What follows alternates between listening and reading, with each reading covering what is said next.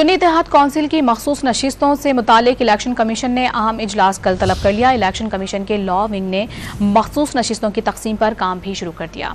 तफसीलात हासिल करेंगे डॉन न्यूज़ के नुमाइंदे इरफान सदुसई हमारे साथ मौजूद हैं। इरफान, बताइएगा मखसूस नशिस्तों की तकसीम के हवाले से क्या मज़ीद तफसीलात सामने आई हैं?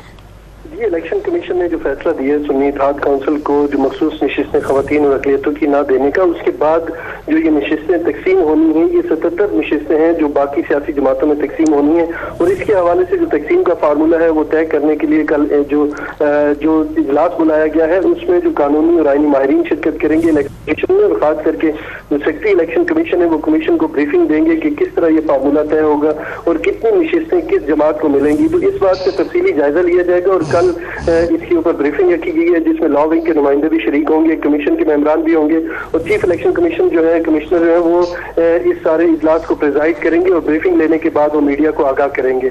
जी, बहुत शुक्रिया इरफान आपका।